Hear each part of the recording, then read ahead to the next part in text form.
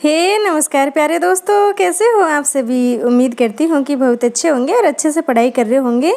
दोस्तों, जैसा कि आप सभी को मालूम है कि हमने 2000 क्वेश्चन की सीरीज़ चला रखी है और इसी से संबंधित है हमारा ये वीडियो। दोस्तों, जल्दी हमारी ये सीरीज़ ख़त्म हो जाएगी, 3 दिन में, 3 या 4 दिन में ख़त्म हो जाएगी। उसके बाद हम एक नई शुरुआत करेंगे और नई शुरुआत इतनी शानदार होगी कि चाहे आप किसी भी एग्ज़ाम की तैयारी कर रहे हो, आपके लिए बहुत ज़्यादा मददगार साबित होगी वो वीडियोज़। क्योंकि दोस्तों उसमें मैं लाऊंगी नेट जेआरएफ के प्रीवियस ईयर के पेपर्स को। ठीक है दोस्तों, एक दिन में एक पेपर करेंगे और बहुत ज़्यादा अच्छे से करेंगे। डिटेल में चारों ऑप्शन के बारे में आपसे बात करूंगी, चारों ऑप्शन की आपको जानकारी दूंगी, वहाँ पे जो ज़्यादा ज़रूरी होगी वो। ठीक है दोस्तों, तो जल्दी से इस सीरीज़ को ख़त्म करते हैं और उस वाली सीरीज़ को स्टार्ट करते हैं, क्योंकि वो आपके लिए ज़्यादा महत्वपूर्ण है दोस्तों, इससे भी ज़्यादा। ये देखिए, ये वाली सीरीज़ क्या है, आपकी नींव रखने का काम करेगी। मतलब आपको बिल्कुल भी जानकारी नहीं है या थोड़ी बहुत भी जानकारी है तो आपके लिए बहुत मदद करेगी ये वाली सीरीज़। और वो वाली सीरीज़ है ना, वो मतलब बेसिक से लेके और एडवांस तक जाने वाली बात हो गई। ये वाली सीरीज़ सभी के लिए मतलब नींव भरने वाला काम कर देगी। लेकिन उसके बाद आपको नेट जेआरएफ वाली वो वीडियोस देखनी पड़ेंगी, क्योंकि दोस्तों उसमें आते हैं अलग अलग तरह के क्वेश्चन। नॉर्मल क्वेश्चन भी रहते हैं, एक दो हाई लेवल के और बिल्कुल सुपर हाई लेवल के, मतलब सब तरह के क्वेश्चन उसमें रहते हैं। तो आपको वो ज़रूर करनी है दोस्तों। एक दिन में एक पेपर करेंगे, 40-50 पेपर है, तो ये मान लो कि महीने 1.5 महीने में हो जाएंगे। और अगर मुझे समय मिला तो मैं 2 पेपर भी ले आऊँगी कभी कभी। ठीक है, तो उसको स्टार्ट करेंगे 1 तारीख से। ठीक है, 1 तारीख से देखो काफ़ी नया होने वाला है हमारे यहाँ पे। एक तो मैं डीएसएसबी, पीजीटी और टीजीटी की अलग से एक सीरीज़ चलाऊँगी और एक ये नेट जेआरएफ वाले प्रीवियस ईयर के पेपर लेके आऊँगी। और जो हमारी क्लासेस चल रही है उसको भी मैं अच्छे से लेके आऊँगी। ठीक है दोस्तों, तो आप देखते रहना लगातार और इतना मुझे सहयोग करते हो उसके लिए तो आपका बहुत बहुत धन्यवाद। और मैं आपकी बहुत ज़्यादा मदद करूँगी, आपको अच्छी जानकारी दूँगी, सही जानकारी दूँगी और हमेशा आपके साथ खड़ी हूँ। आपको कभी भी ज़रूरत है आप मुझे कमेंट करो, आप मुझे बता सकते हो हमें यहाँ समस्या है तो मैं उसको दूर करूँगी। ठीक है दोस्तों, चलो हो गई हमारी बातें यहाँ पे ख़त्म। ये बताना था आपको तो मैंने बता दिया। अब हम स्टार्ट करते हैं हमारी वीडियो को। ठीक है, देखिए दोस्तों, फर्स्ट क्वेश्चन यहाँ पे है, आचार्य रामचंद्र शुक्ल के अनुसार कबीर की साखियों में वर्णित है। मतलब कि आचार्य रामचंद्र शुक्ल जी के अनुसार हमें बताना है कबीर की जो साखियाँ हैं उसमें क्या है। ठीक है, तो बताइए, आत्म साक्षात्कार के अनुभव है, साधनात्मक रहस्यवाद है, सांप्रदायिक शिक्षा के उपदेश है या उलटवासियाँ हैं। तो दोस्तों अगर आचार्य रामचंद्र शुक्ल के अनुसार देखें तो इसमें है सांप्रदायिक शिक्षा के उपदेश। ठीक है, आपको याद रखना है, काफ़ी इंपॉर्टेंट है ये। आचार्य रामचंद्र शुक्ल ने कबीर की सदुक्कड़ी भाषा में किसका मिश्रण बताया। दोस्तों बहुत अच्छा क्वेश्चन है, मैंने आपसे पूछा भी था ये, तो आपको देखिए यहाँ पे उत्तर मिल जाएगा। वैसे मैंने बता भी दिया है पहले। तो आचार्य रामचंद्र शुक्ल ने कबीर की जो सदुक्कड़ी भाषा है उसमें राजस्थानी, पंजाबी और खड़ी बोली का मिश्रण बताया है। ठीक है दोस्तों, ये आपको क्लियर हो गया होगा यहाँ पे क्वेश्चन। देखिए दोस्तों, नेक्स्ट क्वेश्चन में क्या है, किसकी मृत्यु पर हरिराम व्यास ने कहा कि बड़ो अभाग्य अनन्य सभा को उठी गयो ठाठ सिंगार। तो ये किसकी मृत्यु पर कहा है हरिराम व्यास जी ने।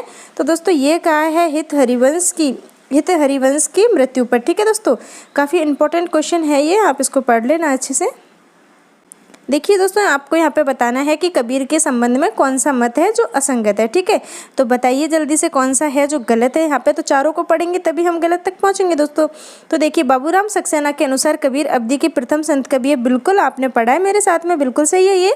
डॉक्टर बच्चन सिंह के अनुसार कबीर ने संत भाषा में लिखा, ये भी बिल्कुल सही है दोस्तों। डॉक्टर रामचंद्र शुक्ल के अनुसार कबीर वाणी के डिक्टेटर थे ना दोस्तों, ये तो गलत है। आपको सभी को मालूम है कि इनको वाणी का डिक्टेटर किसने कहा था, बताइए आप। आपको मालूम होना चाहिए कि हजारी प्रसाद द्विवेदी जी ने कहा, तो ये यहाँ पे हमारा गलत तथ्य होगा और हमें गलत ही ढूंढना था। लेकिन हम नीचे वाले को भी पढ़ लेते, क्योंकि गलत को तो हमने कर दिया क्रॉस, सही को तो हमें याद करना है ना। तो देखिए लास्ट वाले में क्या है, उदय नारायण तिवारी के अनुसार कबीर ने बनारस की बोली में लिखा। तो ये 3 तथ्य बिल्कुल सही है दोस्तों, पहला, दूसरा और चौथा। और तीसरा तथ्य वो गलत है, क्योंकि रामचंद्र शुक्ल जी ने इनको वाणी का डिक्टेटर नहीं कहा है, ये कहा है हजारी प्रसाद द्विवेदी जी ने। ठीक है दोस्तों, चलो आगे पढ़ते। कबीर के काव्य में लोक व्यवहार के विपरीत अर्थ रखने वाली पंक्तियाँ क्या कहलाती है। दोस्तों आपको बताना है कि कबीर के काव्य में लोक व्यवहार के विपरीत जो अर्थ रखने वाली पंक्तियाँ वो क्या कहलाती है। तो आप सभी जानते हो कि उलटवासी है। ठीक है, इसको काफ़ी बार पढ़ चुके हैं और काफ़ी अच्छा क्वेश्चन भी है ये। देखिए आगे वाला क्वेश्चन देखते हैं, कबीर की प्रतिभा को प्रखर मानते हुए वाणी को व्यंग चमत्कार पूर्ण किसने कहा है। दोस्तों कबीर की प्रतिभा को प्रखर मानते हुए वाणी को व्यंग चमत्कार पूर्ण किसने कहा है, ये आपको बताना है। तो ये इसके लिए कहा है आचार्य रामचंद्र शुक्ल जी ने। ठीक है दोस्तों, दोस्तों देखिए, इस क्वेश्चन में आपको बताना है कि किस संत के काव्य के केंद्र बिंदु में सवर्ण और निम्न का भेद है। दोस्तों अच्छा क्वेश्चन है, बताइए किसके काव्य में है। तो ये रैदास के में है, आपको सबको मालूम है, मैंने पढ़ाया था तो बहुत डिटेल में हमने चर्चा की थी इनके बारे में। ठीक है। किसने कहा कि प्रभु जी तुम चंदन हम पानी, जाकी अंग अंग बास समानी। अब ये तो आपको बहुत अच्छे से आना है कि ये किसने कहा है। तो ये भी रैदास ने कहा है दोस्तों, है ना। और ये काफ़ी इंपॉर्टेंट पंक्ति है, बार बार पूछ ली जाती है, आपको मालूम होनी चाहिए। ये रैदास जी ने कही है, प्रभु तुम चंदन हम पानी, जाकी अंग अंग बास समानी। ठीक है। किस पंथ में सतराम कह के अभिवादन किया जाता है। दोस्तों देखिए, आप सोच रहे होंगे कि मैडम बार बार एक क्वेश्चन को क्यों लाती है। तो मैं आपको बता दूं कि आपकी आदत तो ये है कि आप पिछला पढ़ा हुआ भूलोगे। मतलब पहले जो आपने वीडियो देख ली वो दोबारा देखनी नहीं है, क्योंकि आपने अपना काम कर दिया है देख के, है ना। आप यही सोचते होंगे ना। बहुत बढ़िया, बहुत अच्छा सोचते हो आप। लेकिन मैं आपको बता दूं कि आप चाहे पिछली वीडियो ना देखो, लेकिन मैं आपका पीछा नहीं छोड़ूंगी। पीछा छोड़ने का मतलब कि मैं आपको याद करवा के ही रहूँगी, बार बार मैं आपके सामने चीज़ों को लाऊंगी। इसका मतलब है कि आपके दिमाग में वो चीज़ें सुन सुन के ही बैठ जाएंगी कि मैडम ने बोला तो था कि सतराम कह के किस में अभिवादन करते हैं। तो आपको सबको मालूम है कि दादू पंथ में करते हैं, लेकिन फिर भी मैं लेके आई हूँ क्योंकि कुछ क्वेश्चन ऐसे जो मैं आपके जहन में बैठा देना चाहती हूँ उनको। देखिए, सफलता का मूल मंत्र है ना, वो शॉर्टकट नहीं होता कभी भी। आपको बहुत ज़्यादा कठिन परिश्रम करना होता है। और कठिन परिश्रम ऐसे ही नहीं होता कि लेटे हो बेड पे और लीड से देख ली वीडियो, हो गया बस ये काम हो गया, ये टॉपिक तो क्लियर है। अब तो ऐसे सोचोगे ना तो नहीं होगा कुछ भी दोस्तों। आपको अच्छे से पढ़ना पड़ेगा, बैठना पड़ेगा, अच्छे से लिखना भी पड़ेगा साथ में, और मेहनत करनी पड़ेगी।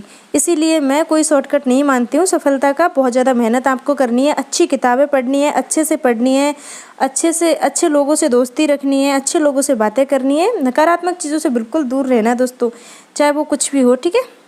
तो आपको ये, इसलिए मैं क्वेश्चन बार बार लाती हूँ कि मुझे ना, मेरा तो काम है कि आपको सफलता दिलाना बस, और दूसरा मेरा कोई काम नहीं है, और सब सेकेंडरी है। प्राइमरी ये है कि मुझे सबसे पहले आपको दिलानी है सफलता। ठीक है। देखिए, सफलता में अड़चनें बहुत आती है, बहुत सारी दिक्कतें रहती है। किसी के सामने पैसों की दिक्कत है, किसी की कोई मजबूरी है, किसी की कोई है, लेकिन मेहनत में कोई मजबूरी नहीं है दोस्तों।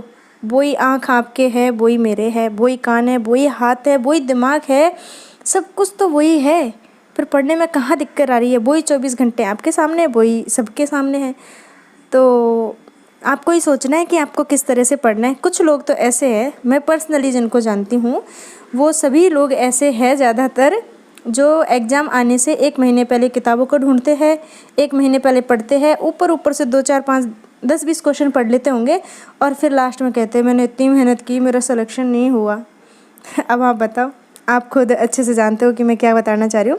चलो, मैं बात नहीं करना चाहती इस सीरीज़ में, क्योंकि मुझे जल्दी से ख़त्म करनी है ऐसे। फिर मुझे नेट JRF के प्रीवियस ईयर के पेपर लेके आने हैं आपके सामने, तो इसलिए मैं बात नहीं करूँगी। मैं आगे स्टार्ट करती हूँ इसको। देखिए क्वेश्चन में क्या पूछा है दोस्तों, इसमें किस स्थान को उत्तर तोताद्री कहा गया। दोस्तों कौन सा स्थान है जिसको उत्तर तोताद्री कहा गया। काफ़ी अच्छा क्वेश्चन है दोस्तों ये तो।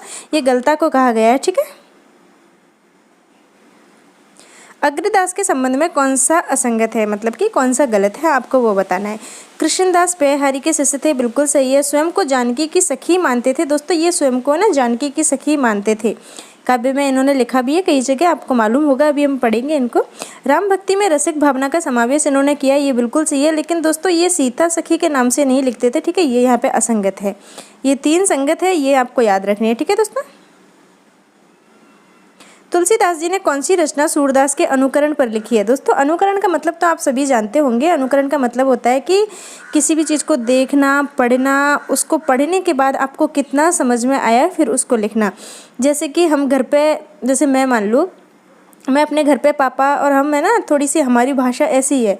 हमारी भाषा है ना, वो खड़ी भाषा है। खड़ी मतलब कि ऐसे ही बोलते हैं, तू क्या कर रहा है, तू कहाँ जा रहा है, ऐसे करके बात करते हैं। तो हमारे जो बच्चे हैं दीदी के, वो भी वैसे ही सीखते हैं। तो वो क्या कर रहे हैं, हमारा अनुकरण कर रहे हैं। तो फिर हमने देखा कि यार हम गलत बोल रहे हैं, तो हमारे बच्चे भी ऐसे ही सीख रहे, तो हमने भी सुधार किया। तो फिर बच्चे तो अपने आप ही अनुकरण करके सीखेंगे। तो सारी चीज़ें ना, बच्चे तो सब कुछ अनुकरण से सीखते हैं ज़्यादातर। आप साइकोलॉजी के स्टूडेंट हो तो आपको मालूम होगा। लेकिन ये यहाँ पे बात हुई है रचनाओं की, तो मैं आपको बता दूं कि तुलसीदास जी ने सूरदास जी की रचना का अनुकरण करके कौन सी रचना लिखी है, उसका आपको नाम बताना है। तो वो कौन सी है दोस्तों, बता दीजिए आप मुझे जल्दी से। तो इसका जो सही उत्तर है वो है गीतावली। ठीक है दोस्तों, गीतावली है, ये इन्होंने अनुकरण करके लिखी है सूरदास जी का। ठीक है। काफ़ी अच्छा क्वेश्चन है, आप इसको पढ़ लेना। थोड़ी सी बात ज़्यादा हो गई यहाँ पे। डॉक्टर विजेंद्र स्नातक ने किसे कविता कानन का सबसे बड़ा वृक्ष कहा है? देखिए कितनी अच्छी उपमा देके बोला है इन्होंने कि डॉक्टर विजेंद्र स्नातक है, इन्होंने कविता कानन के सबसे बड़ा वृक्ष किसको माना है? काफ़ी अच्छा क्वेश्चन है, ये तुलसीदास जी को माना है। ठीक है दोस्तों, देखिए दोस्तों इस क्वेश्चन में क्या पूछा गया है, किस संत की रचना साहित्यिक सरस और भाषा भी काव्य की मंजी हुई ब्रज भाषा है? बताइए कौन से संत की है? तो दोस्तों मैंने आपको बहुत अच्छे से इसे पढ़ा है। मैं उम्मीद करती हूँ कि आप सभी इसका उत्तर बिल्कुल सही सोच रहे होंगे। और अगर आप सोच रहे हो इसमें सुंदरदास, तो बिल्कुल सही है दोस्तों आपका उत्तर। ठीक है, आपको मालूम होना चाहिए, इसी तरह का क्वेश्चन आपसे पूछा जाएगा। सूरदास कृत साहित्य लहरी में कुल कितने पद है? दोस्तों सूरदास की जो साहित्य लहरी है इसमें कुल कितने पद है? तो 118 पद है इसमें। ठीक है,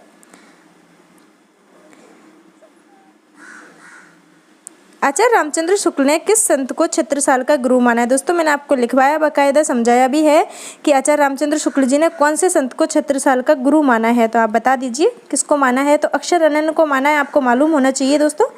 ठीक है, तो इसमें अक्षर अनन्य सही हो जाएगा हमारा। महाराष्ट्र के संत नामदेव के गुरु का नाम क्या है? तो दोस्तों इसका भी आप बहुत अच्छे से जानते हो कि नामदेव के गुरु का नाम क्या है? खेचरनाथ है दोस्तों। मैंने कितने अच्छे से आपको संत काव्य में करवाया है। बाबरी साहिबा किसके समकालीन थी? दोस्तों आपको बताना है कि बाबरी साहिबा है ये किसके समकालीन थी। तो यहाँ पे जो हमारा सही उत्तर है वो हो जाएगा अकबर, ये अकबर के समकालीन थी। ठीक है, कौन सी विशेषता संत काव्य के संदर्भ में गलत है? दोस्तों यहाँ पे बतानी है आपको गलत। ठीक है, मतलब कि 3 सही आप छांट लोगे तभी तो गलत बताओगे ना। तो देखिए आडंबर विरोधी काव्य था, तो बिल्कुल सही है दोस्तों, ये आडंबर विरोधी काव्य था। ठीक है, ये सही है। यहाँ पे गुरु को महत्व दिया, ये बिल्कुल सही है। जनमानस का काव्य था, बिल्कुल सही है दोस्तों। ये तीनों ऑप्शन बचा है, लास्ट वाला ये गलत है, क्योंकि शास्त्रीय मूल्यों की स्थापना संत काव्य में तो नहीं की गई थी दोस्तों। ये आपको सभी को मालूम है, क्योंकि संत काव्य तो आपने पूरा पढ़ लिया है अब तक मेरे साथ, तो आपको ये मालूम है। ठीक है, तो ये हमारा उत्तर इसमें डी हो जाएगा। देखिए लास्ट क्वेश्चन है इस पार्ट का, इसको देख लेते हैं क्या कहा गया है। सूरदास को वात्सल रस का रस सिद्ध कवि किसने कहा है? देखिए दोस्तों सूरदास जी को वात्सल रस का रस सिद्ध कवि किसने कहा है? आपको उनका नाम बताना है। ठीक है, तो बता दीजिए जल्दी से किसने कहा है। तो दोस्तों ये क्वेश्चन पहले करवा चुकी हूँ, मैनेजर पांडे ने कहा है। ठीक है, और हमारा ये पार्ट यहाँ पे खत्म हो रहा है। दोस्तों मैं आपको एक चीज़ बता देती हूँ कि जितना भी हमने अब तक पढ़ा है ना, जैसे कि पूरा आदिकाल पढ़ा है, पढ़ लिया है, और 1100 क्वेश्चन जो आदिकाल के करवाए हैं वो, और छायावाद के जो चारों स्तंभों को करवाया है डिटेल में, उन सब की मैंने अलग अलग पूरे जोड़ के एक एक वीडियो बना दी है, और उसकी अलग से एक प्लेलिस्ट भी बना दी है मैराथन क्लास के नाम से। तो जैसे मान लो आपने पढ़ लिया पहले, लेकिन आपको लग रहा है कि मैं थोड़ा थोड़ा भूल रहा हूँ, तो आप रिवीजन के तौर पे वहाँ पे पढ़ सकते हो। बहुत सारी चीज़ें मैंने वहाँ से कट भी कर दी है, जैसे कि शुरू में मैं वीडियो स्टार्ट करने से पहले बोलती हूँ नमस्कार और ये सब, और लास्ट में आपको बाय बोलती हूँ, वो सब मैंने सब में काट दिया है ताकि मतलब कि अच्छा लगे आपको पढ़ने में भी। तो आप उसको भी रिवीजन के तौर पे बाद में देख सकते हो, क्योंकि एक एक पार्ट को ढूंढोगे ना तो बहुत ज़्यादा दिक्कत होती है दोस्तों। मेरे सामने हुई थी इसलिए मुझे पता है, तो इसीलिए मैंने सोचा कि मैं सबको एक ही बना के डाल दूँ, ताकि आप जब रिवीजन करो तो आपको बहुत ज़्यादा मदद मिले उससे। ठीक है दोस्तों, तो चलो दोस्तों बाय बाय, हम मिलेंगे नेक्स्ट वीडियो में। तब तक आप अच्छे से पढ़ाई करते रहो। और दोस्तों ये सिर्फ कहने की बात नहीं है कि आप अच्छे से पढ़ाई करते रहो, आप अच्छे से पढ़ाई करते ही रहो। ठीक है, और आप मुझे बताना कि आप अच्छे से पढ़ाई करते हो कि नहीं करते हो, कमेंट करके बताना। ठीक है, ओके, तो बाय।